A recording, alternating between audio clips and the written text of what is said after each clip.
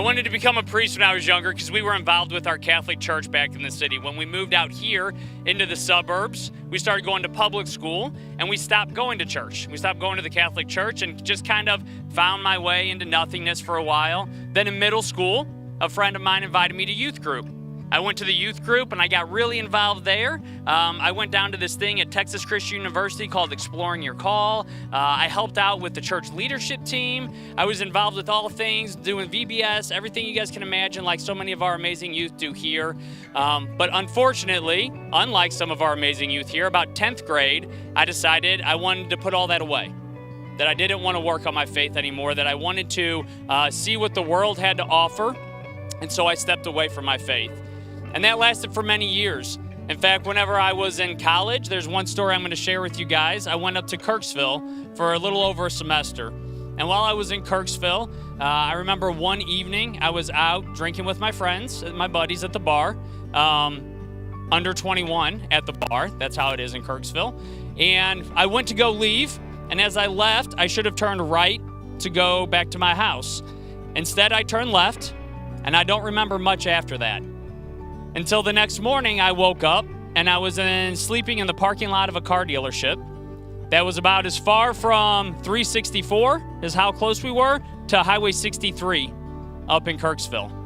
And I couldn't figure out how I ended up in a parking lot instead of in the middle of that highway, or why I would have ended up stopped where I was, other than by the grace of God, that He laid me down there to protect me. And that's whenever I realized, in those moments leading up, that's just one of many stories where I came too close for comfort.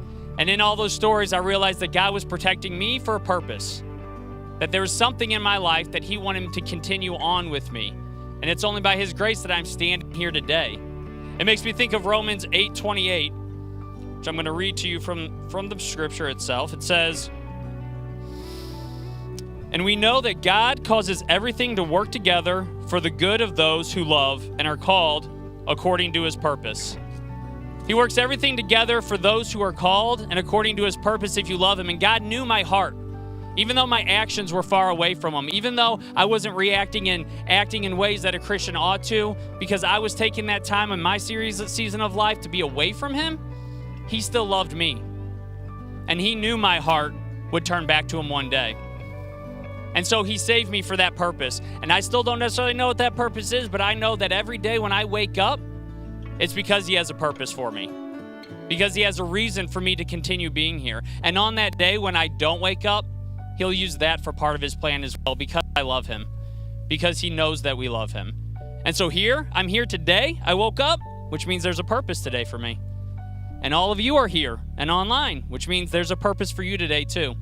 So whatever we do today, whether it seems good, bad, or indifferent, God's going to use it because we love Him and He has great things in store for us.